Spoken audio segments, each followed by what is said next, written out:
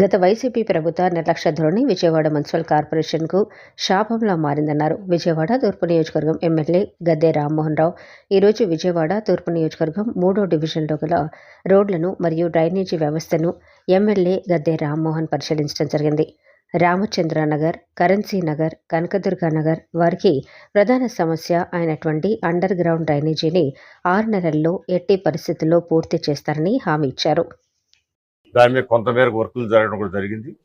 గత ప్రభుత్వంలో దురదృష్టకరం వాళ్ళు ఆ వర్కులన్నీ కూడా నెగ్లెక్ట్ చేయటం వల్ల ఇవాళ అండర్ గ్రౌండ్ డ్రైనేజీలన్నీ విజయవాడలో పొంగుతూ ఉన్నాయి. చాలా వరకు సైడ్ స్టారం వాటర్ డ్రైన్లు అయితే సగం సగం కట్టుండటం వల్ల ఎక్కువ డ్యామేజ్ అవుతూ ఉన్నాయి.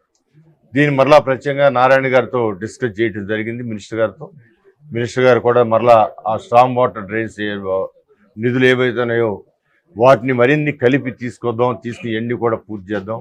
ఒక 6 నెలలు సమయం కొంచెం ఊరికి పట్టాలి అందరూ.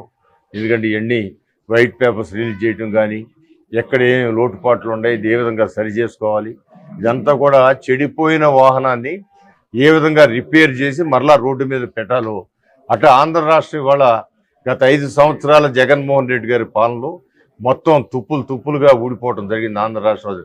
ఇది ఒక బండి అనుకుంటే ఆ బండి మొత్తం నడవలేని స్థితిలోకి వచ్చేసింది.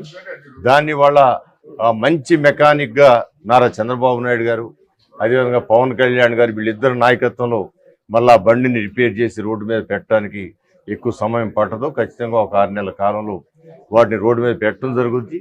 ఖచ్చితంగా స్పీడ్గా పరిగెత్తేటట్టుగా ఈ రాష్ట్రం మొత్తం కూడా అభివృద్ధి. ఇప్పటికే మనం అనేక రకాలుగా కేంద్ర ప్రభుత్వ సహకారంతో కానివ్వండి, వీళ్ళ యొక్క సమర్థతతో కానివ్వండి చాలా వరకు రెక్టిఫై అవుతూ ఉన్నాయి.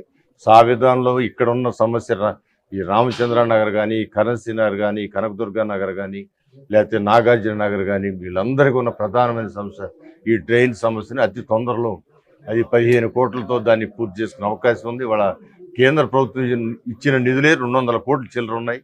దాంట్లో 15 కోట్లు ఇక్కడ తీసుకొచ్చి తప్పకుండా దాన్ని రిపేర్ చేయడం జరుగుతుంది.